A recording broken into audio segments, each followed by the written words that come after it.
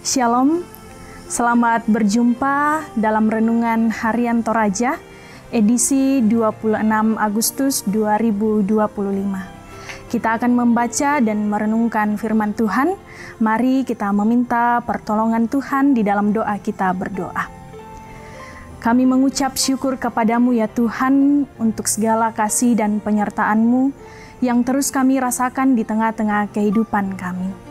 Saat ini ya Tuhan, kami akan membaca dan merenungkan firman-Mu, Roh Kudus yang akan terus menuntun dan memampukan kami untuk memahami firman-Mu ini dengan baik. Ya Tuhan Allah Bapa kami dalam kerajaan sorga, ini doa kami, di dalam Kristus Yesus kami berdoa. Amin. Bacaan kita hari ini terambil dari Wahyu pasal 3, ayatnya yang ke-7 hingga ayatnya yang ke-13. Firman Tuhan kepada jemaat di Philadelphia. Dan tuliskanlah kepada malaikat jemaat di Philadelphia, inilah firman dari yang kudus, yang benar, yang memegang kunci Daud. Apabila ia membuka, tidak ada yang dapat menutup. Apabila ia menutup, tidak ada yang dapat membuka. Aku tahu segala pekerjaanmu, lihatlah. Aku telah membuka pintu bagimu yang tidak dapat ditutup oleh seorang pun. Aku tahu bahwa kekuatanmu tidak seberapa, namun engkau menuruti firmanku dan engkau tidak menyangkal namaku. Lihatlah beberapa orang dari jemaah iblis, yaitu mereka yang menyebut dirinya orang Yahudi, tetapi yang sebenarnya tidak demikian, melainkan berdusta akan kuserahkan kepadamu.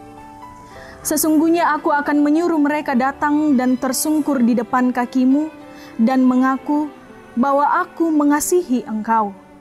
Karena engkau menuruti firmanku untuk tekun menantikan aku, maka aku pun akan melindungi engkau dari hari pencobaan yang akan datang atas seluruh dunia untuk mencobai mereka yang diam di bumi. Aku datang segera, peganglah apa yang ada padamu, supaya tidak seorang pun mengambil mahkotamu. Barang siapa menang, ia akan kujadikan soko guru di dalam bait suci Allahku, dan ia tidak akan keluar lagi dari situ. Dan padanya akan kutuliskan nama Allahku, nama kota Allahku, yaitu Yerusalem baru, yang turun dari sorga, dari Allahku, dan namaku yang baru. Siapa bertelinga, hendaklah ia mendengarkan apa yang dikatakan Roh kepada jemaat-jemaat. Amin. Dialah pembela, ia pembuloi taunna. Kemapanan jemaat sering diukur dari kemegahan bangunan gedung gereja, banyaknya anggota, anggaran yang besar, dan memiliki banyak sumber daya. Hal ini pun kadang menjadi kebanggaan, sekalipun mungkin kualitas dan pertumbuhan iman warga jemaat belum tentu baik. Jemaat Philadelphia adalah jemaat yang kecil dan anggotanya tidak banyak, termasuk sumber daya yang terbatas. Tetapi justru dalam keterbatasannya, mereka tetap kuat mempertahankan imannya. Mereka tertindas dan teraniaya dari mereka yang disebut jemaat iblis, yaitu mereka yang menyebut dirinya sebagai orang-orang Yahudi. Penganiayaan dialami sebagai akibat dari pengakuan mereka terhadap Yesus sebagai Mesias. Tentu hidup mereka sangat tidak nyaman karena mereka terus ditindas dan dianiaya. Namun kenyataan pahit yang mereka alami justru makin membuat mereka teguh dalam iman. Tuhan berpihak kepada mereka yang teraniaya karena kebenaran Kristus. Yesus memberikan jaminan kepada mereka yang tertindas bahwa Ia akan membukakan pintu bagi mereka dan tidak ada yang dapat menutup pintu itu.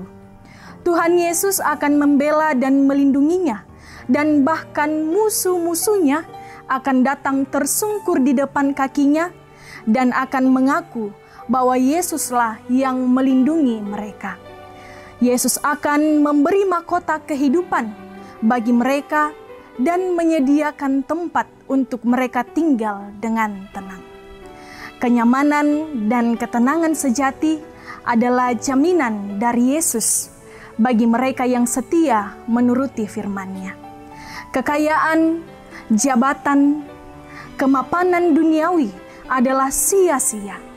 Keteguhan iman, sekalipun hidup ini teraniaya, menjadi jaminan untuk kita menerima mahkota kemenangan dari Tuhan. Amin. Mari kita berdoa. Kami mengucap syukur kepadamu ya Tuhan, untuk waktu yang Engkau karuniakan bagi kami membaca dan merenungkan kebenaran firman-Mu. Kiranya melalui firman-Mu yang boleh kami dengarkan saat ini, senantiasa meneguhkan iman kami dalam menjalani kehidupan yang Engkau anugerahkan kepada kami. Ya Tuhan Allah Bapa kami dalam kerajaan sorga, kami terus berdoa, kiranya Engkau terus memberkati kami dalam menjalani kehidupan kami sehari-hari, sehingga seluruh kehidupan kami gunakan sebagai ibadah yang sejati dan di dalamnya nama-Mu yang senantiasa dipuji dan dimuliakan. Ini doa kami ya Tuhan, ungkapan syukur kami. Di dalam anak-Mu Yesus Kristus kami berdoa dan mengucap syukur. Amin. Demikianlah renungan harian kita saat ini. Tuhan Yesus memberkati.